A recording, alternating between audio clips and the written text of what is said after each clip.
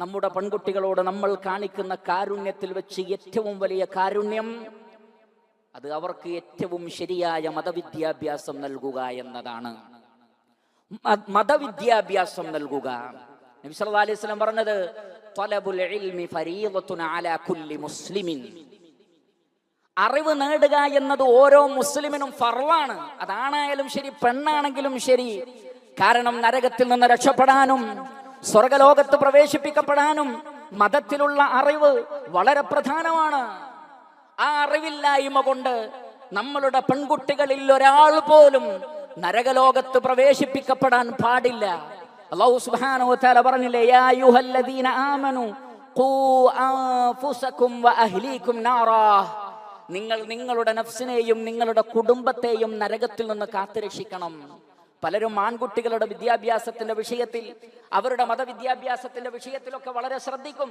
പക്ഷേ പെൺകുട്ടികളുടെ കാര്യം ശ്രദ്ധിക്കാറില്ല. അതെന്താ? അഹ്ല് എന്ന് പറഞ്ഞതിൽ പെൺകുട്ടികൾ ഉൾപ്പെടുകയില്ല എന്നാണോ രക്ഷിതാക്കൾ വിചാരിച്ചിട്ടുള്ളത്? ഖുർആൻ പഠിപ്പിക്കാൻ വിടുന്നത് ആൺകുട്ടികളെ, അറബി കോളേജിൽ പറഞ്ഞയക്കുന്നത് ആൺകുട്ടികളെ. പെൺകുട്ടികളുടെ വിഷയത്തിൽ ശ്രദ്ധിക്കുന്നവർ വളരെ കുറവാണ്. അഹ്ലുകാരിൽ പെൺകുട്ടികൾ പെടില്ലേ?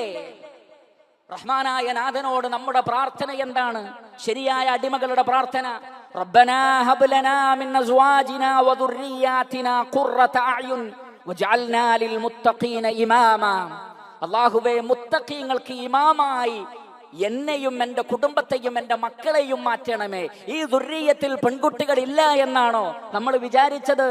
മുത്തഖീങ്ങൾക്ക് ഇമാമായിരിക്കണം. എൻ്റെ മകൾ ലോകത്തിലെ സകല പെൺകുട്ടികൾക്കും ഇമാമായിരിക്കണം. എൻ്റെ ഉമ്മ ലോകത്തിലെ സകല ഉമ്മമാർക്കും ഇമാമായിരിക്കണം. എൻ്റെ ഭാര്യ ലോകത്തിലെ സകല ഭാര്യമാർക്കും ഇമാമായിരിക്കണം.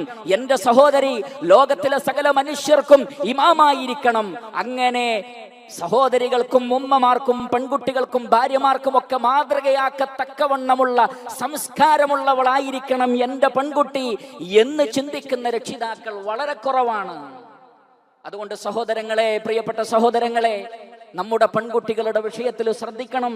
സലഫ് സാലിഹീങ്ങൾ പെൺകുട്ടികൾക്ക് മാത്രമായി അവരെ ഖുർആൻ പഠിപ്പിക്കുകയും അവരുടെ കാര്യം ശ്രദ്ധിക്കുകയും ദൈനംദിന ജീവിതത്തിൽ പാലിക്കേണ്ട മര്യാദകളൊക്കെ ആ പെൺകുട്ടികൾ അവർ പഠിപ്പിക്കുകയും ചെയ്തിരുന്നു എന്ന് ഹദീസുകളിൽ നമുക്ക് കാണാൻ സാധിക്കും. മാത്രമല്ല, അല്ലാഹുവിന്റെ റസൂൽ സല്ലല്ലാഹു അലൈഹി വസല്ലമ പറഞ്ഞ ഒരു വാചകം, പെൺകുട്ടികളെയും ഭാര്യമാരെയും ഉമ്മമാരെയും സഹോദരിമാരെയും ആത്മാർത്ഥമായി സ്നേഹിക്കുന്ന നമ്മളുടെ ഹൃദയങ്ങളിൽ ഉണ്ടാകണം. അല്ലാഹുവിന്റെ റസൂല് പറയാണ്, ഞാൻ സ്വർഗത്തിലേക്കൊന്ന് എത്തി നോക്കി, ഇന്ന അഖല്ല സാകിനി അൽ ജന്ന അന്നിസാ.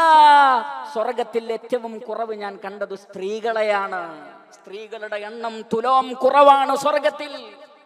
ആ എണ്ണം കുറഞ്ഞ സ്ത്രീകളിൽ നമ്മുടെ ഉമ്മമാരുണ്ടാവണം, നമ്മുടെ സഹോദരിമാരുണ്ടാവണം, നമ്മുടെ പെൺകുട്ടികൾ ഉണ്ടാകണം.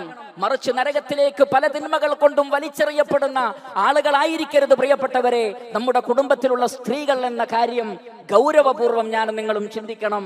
അല്ലാഹു സുബ്ഹാനഹു വ തആല നമ്മേവരെയും അനുഗ്രഹിക്കുമാറാകട്ടെ. ഇന്ന ഹാദിഹി തദ്കിറ ഫമൻ ശാഅ അത്തഖദ ഇലാ റബ്ബിഹി സബീലാ وما تشاءون